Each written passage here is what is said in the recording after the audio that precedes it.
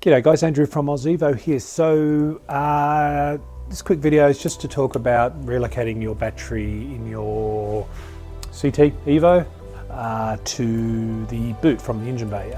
What initiated this for me was I purchased a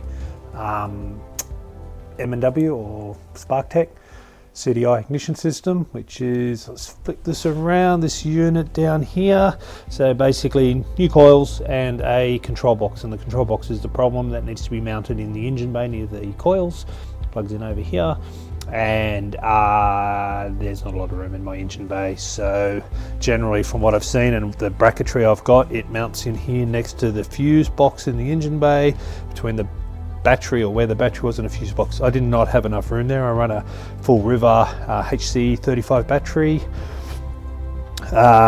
It was not enough room, so I couldn't kind of see anywhere else I really would like to mount it. Probably could have gone over the back here, but that was taken up with relays and stuff for my fuel pumps, which are now in the boot. So I decided to do the battery relocation. Now, what's needed to do this? Few things, cabling and all that kind of stuff obviously, but the main part is this item here, which is an Evo 10 fusible link setup. This was purchased from SSM Performance Parts from Sanjeet.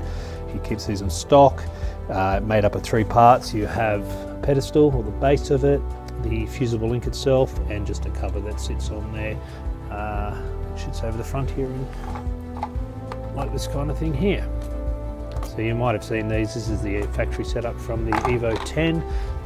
It works quite well. So the difference between this item here, which is the factory fusible link, and this is the factory fusible link, it just has the 2 fuses, which is a 60 and a 100 amp fuse.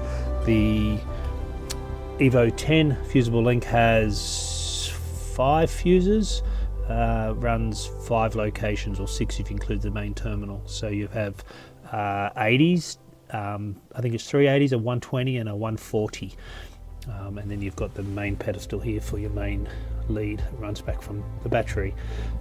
So to do this, I actually built a bracket which sits under here, which attaches to the old battery tray mounts in 2 locations, and then run a cable from here through the firewall down through there. It runs back through underneath the kick plate in the front of the car, which you probably can't see because it's too dark, but down under there. Along here, there's a hole under both of these lumps here that the seat mounts to. Runs under those, through the back, under there, and then back up into the boot. I run mine back through here in the boot, back up under this panel here, and then back out into the engine bay. Sorry, to the boot here.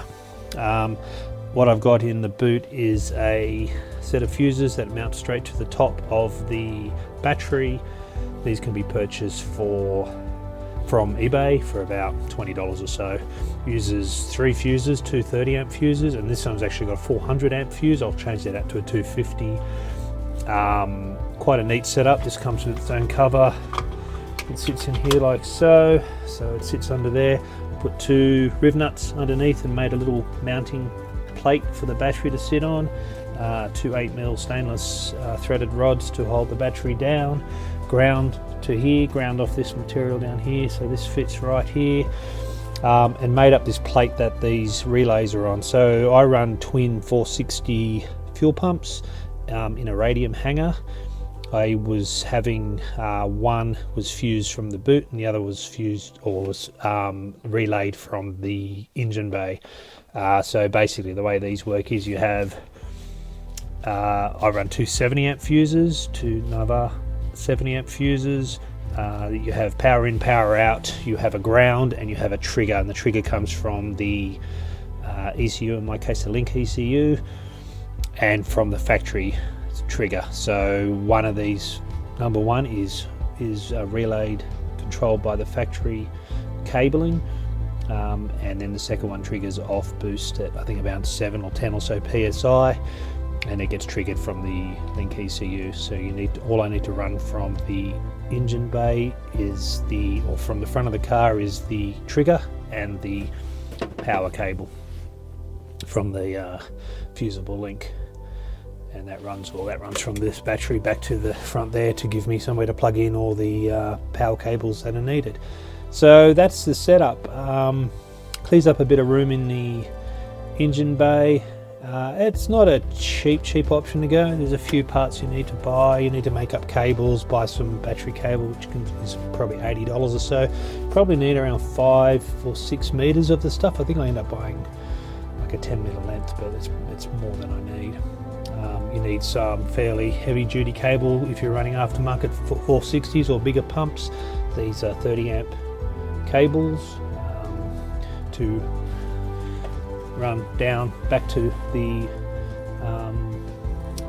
back through, let me see how this goes, back through these cryo cables, back through to the pumps, and then 2 grounds which I've got grounded out to here, actually back down to here, underneath there. Yeah, so that's basically it. Should fit, all the trim should go back in, which is about to happen now.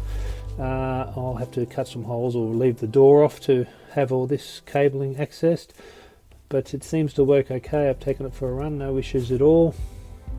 And then it frees up some room in the front for me to to run that CDO box. Anyway, that's basically the setup. If you've got any questions, just ask in the comments. There's no problem answering. I'm not really much of a electrical person with cars. It's always been a bit of a weakness of mine. I think it's all not really my thing, but I've had some help from Jono Hadley wiring all this up. Probably the biggest kind of issue as far as wiring goes is just getting all these cables from the old fusible link into the new one. 2 of them just screw straight in. One I have to make a bit of a ground off some of the cabling on the side here. You need to be able to kind of crimp lugs and that kind of thing. Jono loaned me his crimping kit, so that wasn't too hard to do, and helped me with just kind of organising the cables to make sure they all ran to the right fuses. It's not exactly the same as the CT factory setup, obviously, because it's got more fuses and they're different amperages, but it's fairly close. I think it all intents and purposes will work just fine. Yeah, so that's the story. Anyway, just like I said, a quick video. If you've got any questions, like I mentioned, just ask, and either I'll answer them or I'll get Jono to answer them if there's any confusion. If you're interested in doing this mod to your own car, like I said, it's kind of not a bad one. Even if you're not doing something like I'm doing and fitting more stuff in there and need the room, it does remove the battery from the engine bay, which is not a bad thing. It takes, in my case, about 15 kilograms of weight from the front of the car to the back, which is always a good idea to even out the weight in the car. It's not a lot, but it's enough to, you know, help, I guess, in that regards. Yeah, so just another thing you can do if you've got some time and can be bothered. Okay, guys, have a good day, and we'll talk soon. Thank you. Bye. Just a quick postscript to the video I just made. Yeah, that's it all complete. So you can see there, it's quite neat. These cables all go into the firewall. Yeah, got the ground disconnected, obviously. Sits there. Cut the carpet around it. Yeah, so not too bad. Okay, thanks guys.